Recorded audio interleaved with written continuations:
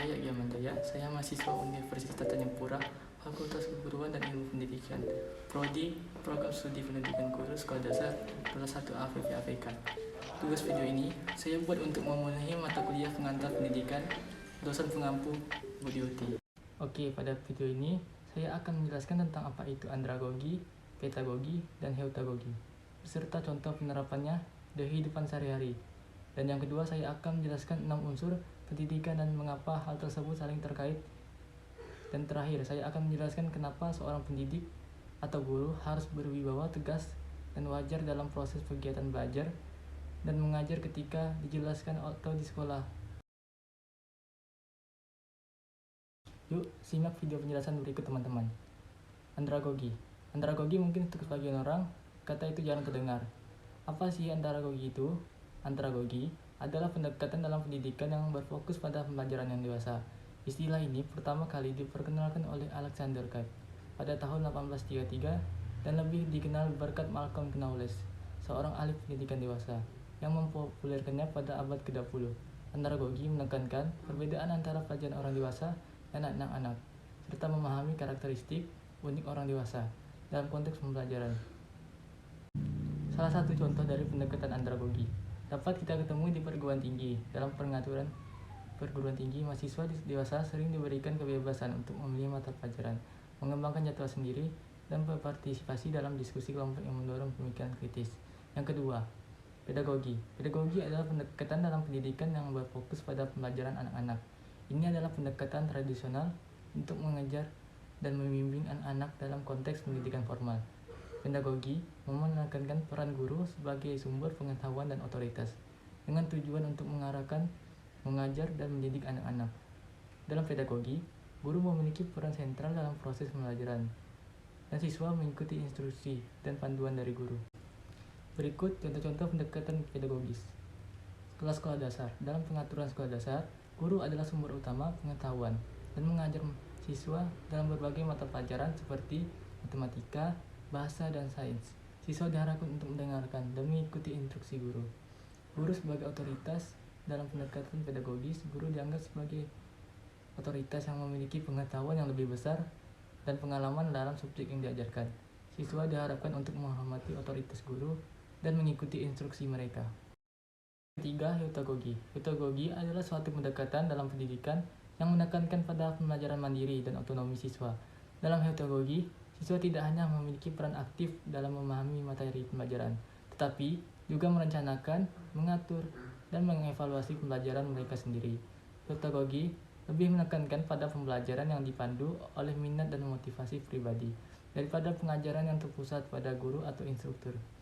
Ini adalah pendekatan yang cocok untuk pembelajaran sepanjang hayat, di mana siswa dewasa memiliki kendali penuh atas perjalanan pendidikan mereka.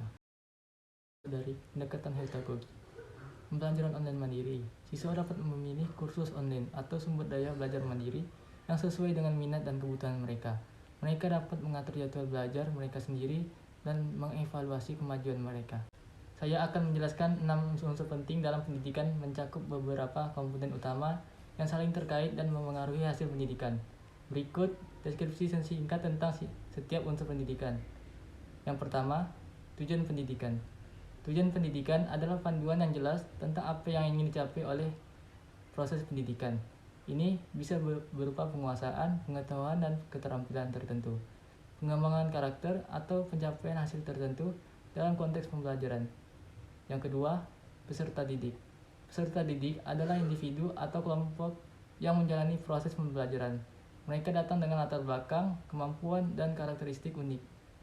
Pendidikan harus disesuaikan dengan kebutuhan dan karakteristik peserta didik agar efektif. Yang ketiga, pendidik. Pendidik adalah individu yang memiliki peran untuk mendidik dan membimbing peserta didik. Guru atau instruktur adalah contoh pendidik yang paling umum. Tetapi, pendidik juga bisa berperan dalam berbagai peran seperti mentor, pelatih, atau fasilitator. Yang keempat, lingkungan pendidikan. Lingkungan pendidikan mencakup tempat atau konteks di mana pembelajaran terjadi.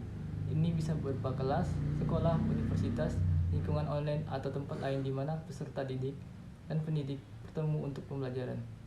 Yang kelima, alat pendidikan. Alat pendidikan merujuk pada sumber daya yang digunakan untuk mendukung proses pembelajaran.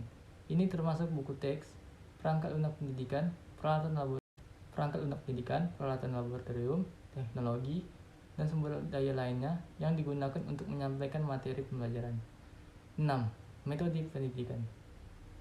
Metode pendidikan adalah cara di mana materi pelajaran disampaikan dan pembelajaran dilakukan. Ini mencakup strategi pengajaran, teknik evaluasi, interaksi antara peserta didik dan pendidik, dan pendekatan pembelajaran yang digunakan. Semua unsur-unsur ini saling terkait dan memainkan peran penting dalam menciptakan pengalaman pendidikan yang efektif. Desain pendidikan yang baik memperhatikan interaksi antara unsur-unsur ini untuk mencapai tujuan pendidikan yang diinginkan untuk menghasilkan peserta didik yang terampil, terinovasi, dan mampu. Dan terakhir, saya akan menjelaskan kenapa sih seseorang guru harus berwibawa dan tegas. Jadi, seorang pendidik atau guru harus memiliki berwibawa tegas dan wajar dalam proses kegiatan belajar mengajar di kelas atau di sekolah karena alasan berikut. Yang ke-1, mengatur disiplin. Guru yang berwibawa dan tegas mampu menciptakan lingkungan belajar yang teratur dan disiplin. Mereka memberikan aturan yang jelas dan konsekuensi yang konsisten untuk perilaku yang tidak sesuai, sehingga siswa tahu apa yang diharapkan dari mereka dan bertanggung jawab atas perilaku mereka. Salah satu contohnya, seorang guru yang tegas akan memberikan peraturan keras yang jelas tentang tata tertib, seperti tidak berbicara saat guru sedang mengajar. Jika seorang siswa melanggar aturan ini secara berulang, guru akan memberikan konsekuensi yang sesuai, seperti waktu tambahan setelah jam selesai untuk mengulang pembelajaran yang telah dilewatkan. Kedua, menghormati waktu. Guru yang wajar dan berwibawa menghormati waktu pembelajaran dan mengajarkan siswa pentingnya ketetapan waktu. Mereka menunjukkan dedikasi terhadap tugas mereka dan menanamkan nilai-nilai disiplin dalam pikiran siswa. Contohnya, seorang guru yang selalu tepat waktu di kelasnya memberikan contoh positif kepada siswa tentang pentingnya hadir dan memulai aktivitas sesuai jadwal. Yang ketiga, menginspirasi dan memotivasi. Guru yang berwibawa dan tegas mampu memotivasi siswa untuk mencapai siswa yang terbaik. Mereka menunjukkan bahwa mereka serius dalam memberikan pendidikan berkualitas dan bahwa prestasi siswa penting. Salah satu contohnya, seorang guru yang memberikan umpan balik konstruktif pada siswa tentang tugas mereka dan memberikan pujian saat siswa berhasil mencapai tujuan akademiknya dapat memotivasi siswa untuk terus berusaha lebih keras. Dan yang keempat, menciptakan keseimbangan. Guru yang wajar mampu menciptakan keseimbangan antara tegas dan empati. Mereka memahami bahwa setiap siswa memiliki kebutuhan dan tantangan yang berbeda dan mampu merespons secara tepat sesuai dengan situasi. Salah satu contohnya, seorang guru yang tegas namun wajar dapat memberikan dukungan ekstra kepada siswa yang mengalami kesulitan belajar, sambil tetap mempertahankan aturan kelas yang konsisten. Dan yang kelima, menghargai keragaman. Guru yang berwibawa memahami dan menghargai keragaman budaya, latar belakang, dan gaya belajar siswa. Mereka menciptakan lingkungan inklusif yang mendorong partisipasi aktif dari semua siswa. Salah satu contohnya, seorang guru yang berwibawa mungkin mengadakan kegiatan di kelas yang merayakan berbagai budaya dan tradisi siswa, sehingga menciptakan rasa hormat dan pemahaman yang lebih dalam antara siswa.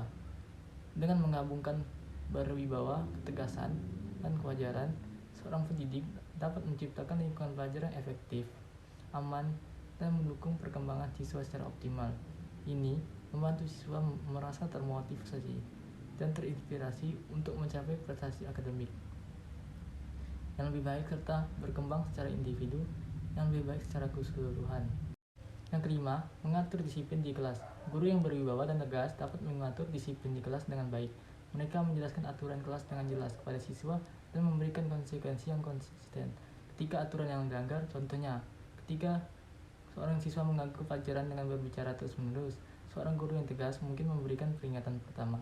Dan jika perilaku tersebut berlanjut, memberikan konsekuensi yang lebih serius seperti waktu hukuman.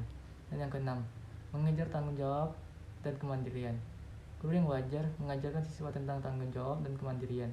Mereka memberikan tugas dan pekerjaan rumah yang harus diselesaikan oleh siswa, memungkinkan mereka untuk mengembangkan keterampilan manajemen waktu dan belajar mandiri. Guru yang tegas akan menegakkan tenggat waktu untuk tugas-tugas ini, mengajarkan siswa untuk tanggung jawab atas pekerjaan mereka sendiri. Berikut adalah penjelasan dari saya. Semoga bisa dipahami dan dimengerti.